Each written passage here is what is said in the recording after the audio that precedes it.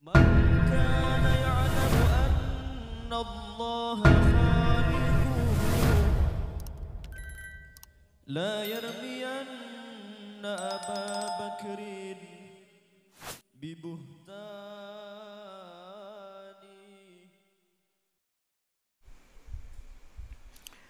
Kemudian sifatnya pemimpin, subhanallah, tidak ada dalam tata negara manapun saja sifat-sifat pemimpin yang lebih indah dari Islam. Bagaimana sifat pemimpin? Baik itu raja, baik itu khalifah, baik itu sultan, baik itu presiden, sama saja. Semua kepala negara itu harus bersifat sidik, jujur. Raja-raja yang jujur, khalifah-khalifah yang jujur, sultan-sultan yang jujur, presiden-presiden yang jujur. Mana ada tata negara yang seperti itu? Persilakan, mari kita adu tata negara Al-Quran atau tata negara yang bikin oleh manusia. Saya akan membela tata negara yang dibikin oleh Allah. Raja, sultan, khalifah, presiden harus amanah, terpercaya.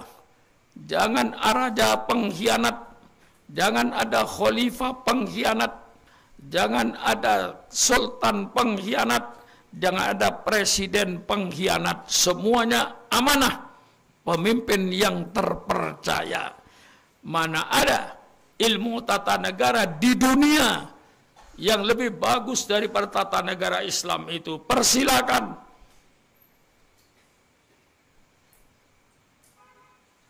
Jangan menjadi pemimpin pengkhianat yang menjual kekayaan alam untuk orang asing. Itu pemimpin pengkhianat. Pemimpin yang benar kelola kekayaan alam ini oleh negara untuk kesejahteraan rakyatnya, bukan diberikan kepada bangsa asing. Carilah pemimpin yang amanah.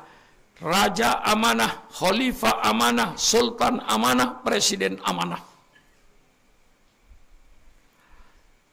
Carikan pemimpin yang tabligh, yang transparan, terbuka, menyampaikan kebenaran, bukan menyampaikan kebohongan.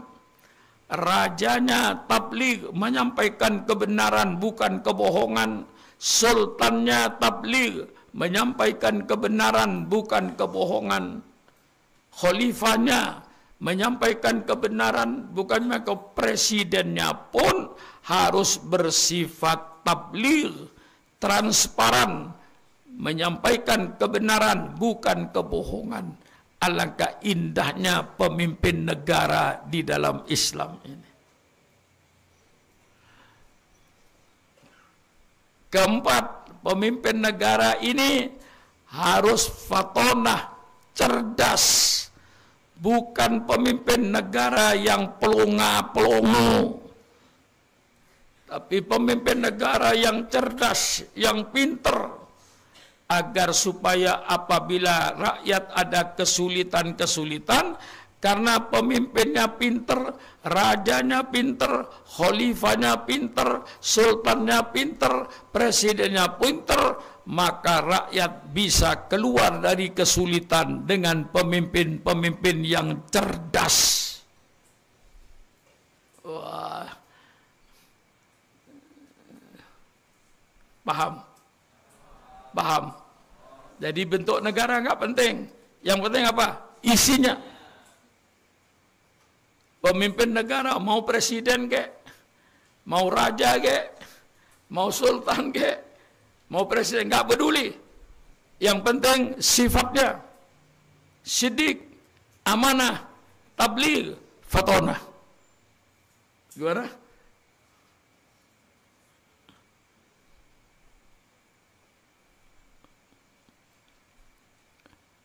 Ya, Mungkin tidak ada kiai yang bicara politik mendetil ini.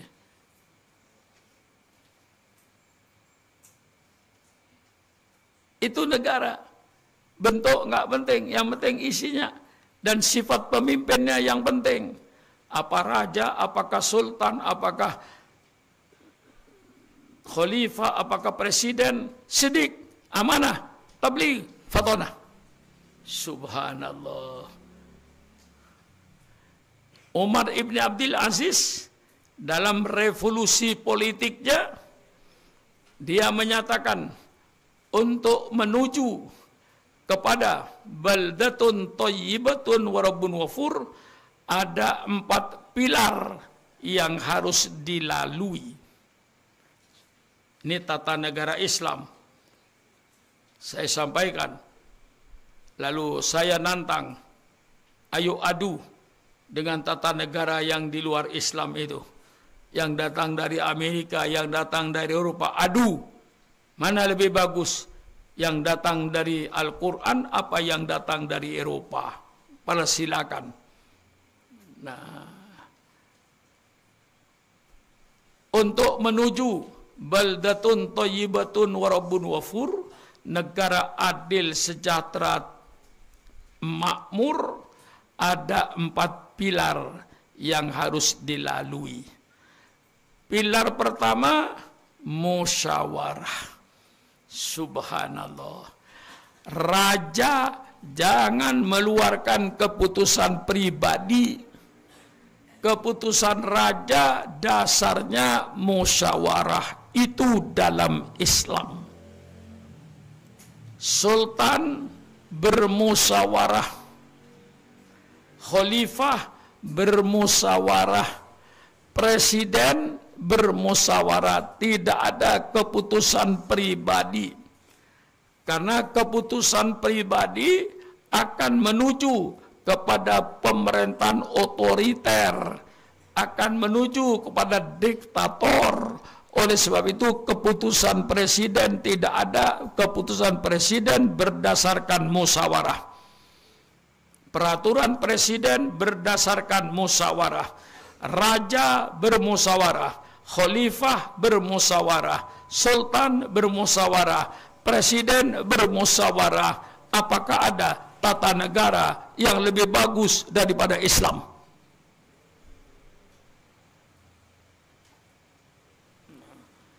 Saya cuma menyampaikan ajaran Islam. Tidak harus dipakai oleh pemerintah. Pemerintah mau memakai, ya nggak mau memakai, ya udah. Kewajiban saya menyampaikan. Paham ini? Tidak untuk memaksakan harus dipakai di Indonesia, tidak. Saya cuma menyampaikan inilah ajaran Islam. Mau dipakai, insya Allah bagus. Ini Islam. Raja harus bermusyawarah. Sultan bermusyawarah. Khalifah bermusyawarah. Presiden bermusyawarah. Apa ada tata negara yang lebih bagus daripada Islam?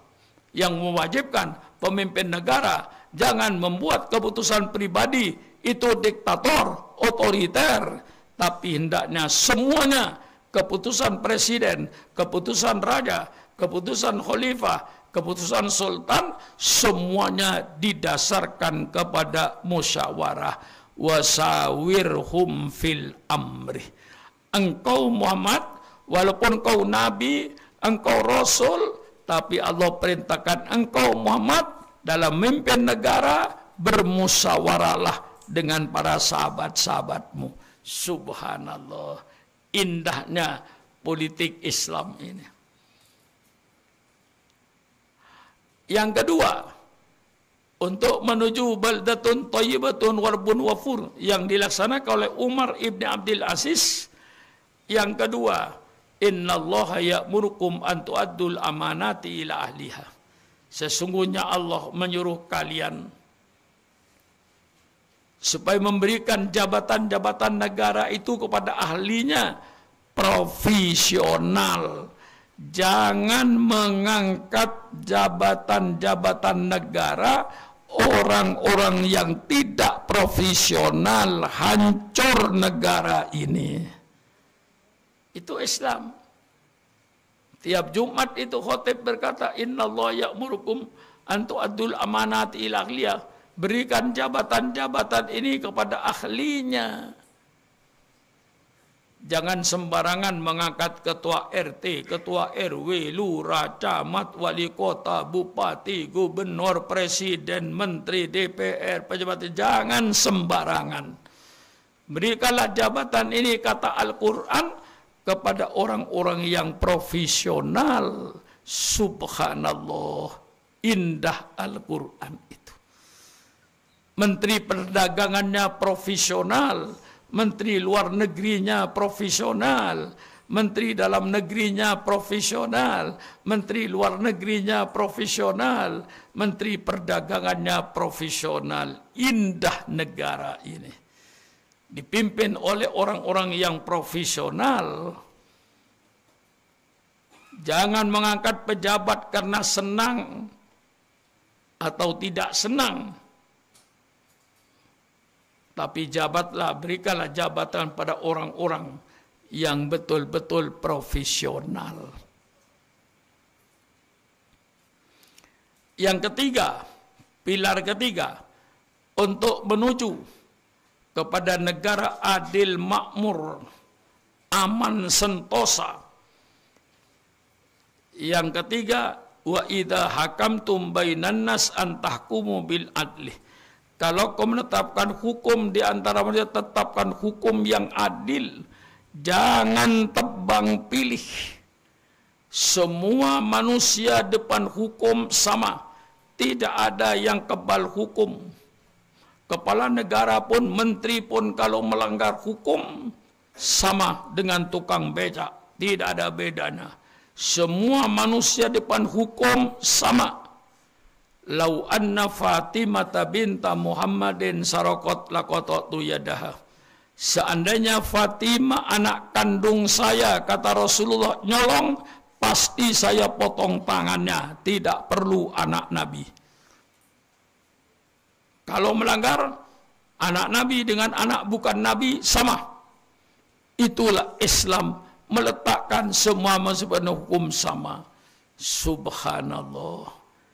Alangkah indahnya kalau kita punya negara seperti yang saya sebutkan ini, anak-anakku. Yang keempat, pilar keempat terakhir, alladzina immakkannahum fil ardi aqamus shalah wa atuz zakah wa amaru bil ma'ruf wa nahu 'anil munkar. Orang-orang yang oleh Allah diberi kedudukan atau jabatan, artinya pejabat-pejabat pemerintah semuanya. Tegakkan sholat, keluarkan zakat, semuanya amar ma'ruf nahi mungkar. Ketua RT, ketua RW, lurah, sampai presidennya, sampai menterinya, pejabat-pejabat tinggi negara, amar ma'ruf nahi mungkar. Baru negara beres. Bagaimana negara akan beres kalau pejabat pemerintahnya ikut menjual narkoba? Hancur negara ini. Nah, ini anak-anakku. Jam berapa? 10. Hah? Jam berapa? Setengah 10. Oh ya, masih ada. Tapi besok ujian ya.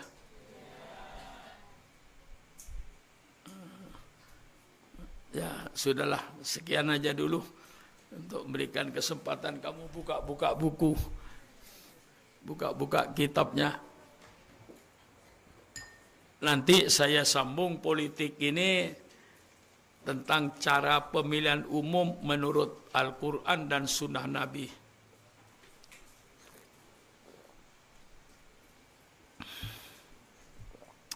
Yang pasti dalam Islam pemilihan umum langsung itu tidak dibenarkan oleh Islam. Bagaimana mengapa tidak dibenarkan? Karena orang awam itu tidak tahu siapa yang layak jadi pemimpin. Misalnya kayak di Pasar Parung itu jam 11 malam nanti banyak orang yang gelar tikar jual tomat, jual cabai, jual sayur. Kalau ditanya siapa yang pantas jadi bupati, pasti tidak tahu. Iya kan? Tukang sayur itu. Atau tukang gali, tukang bangunan. Kalau ditanya siapa yang pantas jadi gubernur, pasti tidak tahu. Kalau tidak tahu disuruh memilih. Itu artinya otaknya kurang sehat. Maka dalam Islam itu, orang yang memilih pemimpin itu orang yang tahu siapa yang layak jadi pemimpin. Orang yang milih bupati itu orang yang tahu siapa yang layak jadi bupati. Orang yang memilih gubernur itu orang yang tahu siapa yang pantas jadi gubernur. Orang yang memilih presiden itu orang yang tahu siapa yang pantas untuk jadi presiden di Indonesia. Inilah begitu. Nanti saya uraikan sesuai dengan Al-Quran. Nah, jadi orang-orang yang sekuler itu yang berkata bahwa Al-Quran Islam tidak usah berpolitik, jangan mempolitisir agama. Saya tidak mempolitisir agama, tapi saya mengagamakan politik. Hah? Beda kan? Saya tidak mempolitikkan agama, tapi saya akan mengagamakan politik.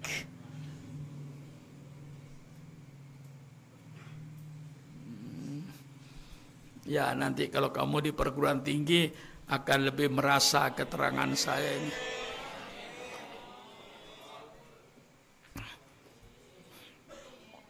Tapi kamu jangan milih.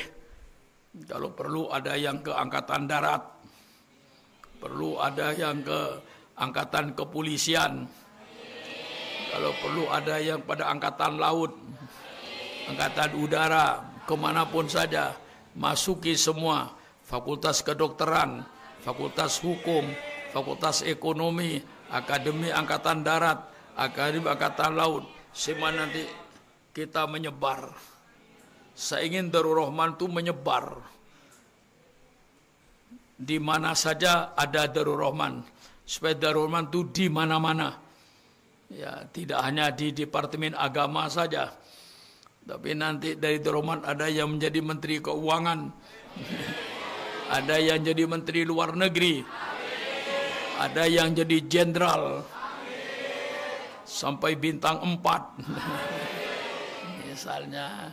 Jadi yang badannya bagus-bagus, daftar angkatan darat, angkatan laut, angkatan kepolisian.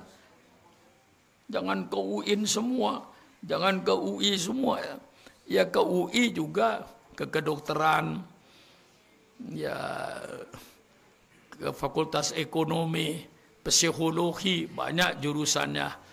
Ya, jadi supaya ada Darul Rahman, inginnya saya kemana-mana gitulah. Jadi nanti Darul Rahman itu ada di mana-mana.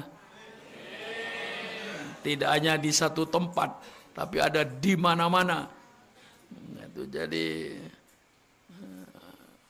yang jadi dokter ada, tapi sudah ada yang jadi dokter itu dari Parung ini sudah ada yang jadi dokter umum, tapi masih nanti menjadi dokter spesialis. Sekarang ini sudah, kalau dulu itu dokter tulang, udahlah urusan tulang. Sekarang enggak. Ada dokter spesialis kaki. Ada dokter spesialis dengkul. Ini, ya, hanya dengkul aja yang diurusi. Ada dokter yang pangkal paha, spesialis. Nah, saya sudah mengalami dokter pangkal paha itu, sehingga saya ini bergerak itu engselnya itu sudah bukan engsel bikinan Allah, engsel bikinan Jerman. Maka saya tahu rasanya beda bikinan Allah dengan bikinan Jerman itu kayak langit dan sumur. Kalau kamu nggak bisa merasakan karena nggak tahu, kalau saya tahu, saya merasakan. Itu waktu itu dokter spesialis paha, ada dokter spesialis dengkul. Ya sepanjang hidupnya yang didurusin cuma dengkul. Nah, itu ya sekarang begitu. THT ada yang urusan tenggorokan, ada yang urusan telinga, ada yang urusan mata. Sudah spesialis-spesialis sekarang ini. Nah, ya saya mata ini ya mungkin Juni, mudah-mudahan terakhir nanti saya kembali ke Malaysia, ke Penang. Karena sampai sekarang itu masih di bawah pengawasan dokter Malaysia, mata saya sebelah kiri ini. Sampai nanti Juni saya kembali ke Penang untuk diperiksa, mudah-mudahan itu nanti yang terakhir. Terus tidak ke situ lagi. Nah itu, dan saya akan memeriksakan kepada spesialis dengkul, karena saya ini belum bisa duduk di antara dua sujud. Kalau sujud bisa, rukuk bisa, tapi duduk di antara dua sujud tuh nggak bisa, sehingga terpaksa saya di kursi. Nah nanti saya mau datang kepada dokter yang spesialis dengkul. Itu ya cuman sekarang begitu, serba spesialis. Jadi anak-anakku nanti ya mudah-mudahan saya ada kesempatan. Kalau enggak ya kalau misalnya mau biasa setelah ujian terus apa biasa tur ya. Setelah tur nganggur. Nah, kalau nganggur, kalau begitu pindah aja ke Jagakarsa. Khusus kelas terakhir ini. Kalau nanti ada di Jagakarsa dengan saya bisa bersama-sama dengan kelas 6 di sana, bisa di masjid. Jadi ya terserah, kalau mau aja. Kalau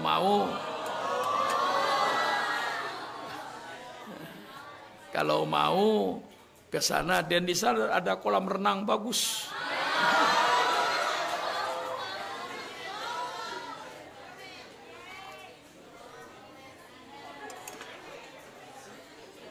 Coba nanti diperhitungkan dengan kepala sekolahnya, kalau habis ujian ini libur, anak-anakku tidak kemana-mananya, nunggu nanti keputusan, apa baiknya pindah ke Jagakarsa selama 1 bulan, supaya nanti bisa belajar dengan saya. Saya ini sudah tua, disuruh pindah-pindah begini aja, kalau tidak kena cinta dengan anak-anak, sudah nggak mau saya ini.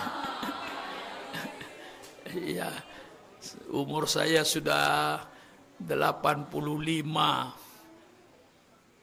87 kalau perhitungan bulan Komariah. Kalau bulan Miladia itu ya 85 saya. Kemarin saya coba, kan nanti peresmian kolam renang itu saya yang nyemplung pertama kali.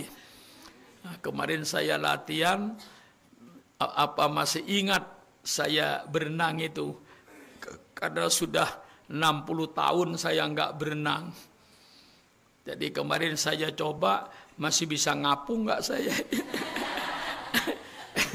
Yang saya khawatirkan nanti begitu nyemplung nggak balik lagi, karena nggak bisa ngambang. Ya kalau mati nggak, insya Allah tidak bisa ngambang. Nah, kemarin saya latih bagaimana 60 tahun yang lalu lebih saya berenang dengan tengkurap, lalu saya berenang di bawah air, lalu saya berenang telentang, muka saya dan badan saya ke atas. Saya coba ketiga-tiganya, alhamdulillah masih bisa, tapi jaraknya jarak pendek. Hanya sekitar 4 meter, 5 meter. Lebih dari itu napas saya yang tidak kuat. Karena berenang itu perlu napas dan tenaga itu. Jadi, tapi secara keseluruhannya, ya masih bisa lah saya nyemplung teng, terus di dalam di bawah nggak keluar.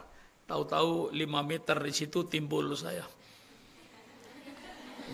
Saya coba lagi dengan berenang telentang. Jadi muka ke atas semuanya. Alhamdulillah masih bisa. Cuman kalanya di napas. Ya pantas lah. Orang kayak saya 86 masih berani berenang itu sudah termasuk makhluk aneh itu. Iya makhluk aneh juga itu. Saya bisa berenang itu makhluk aneh. 86 tahun itu saya coba. Nah nanti coba dipertimbangkan dengan kepala sekolahnya. Apa setelah ujian, setelah tur nanti anak kelas 6 sini dengan kelas 6 Jagakarsa menjadi satu. Saya jelaskan tentang pembaharuan ini. Supaya nanti tuntas. Kamu nanti mendapatkan di luar yang saya ajarkan itu yang akan terdapat nanti di luar. Seperti liberalisme, sekularisme, pluralisme itu semua sudah saya jelaskan kan? Benar, tapi perlu nanti saya ulang sekali-sekali. Sekian, wassalamualaikum warahmatullahi wabarakatuh.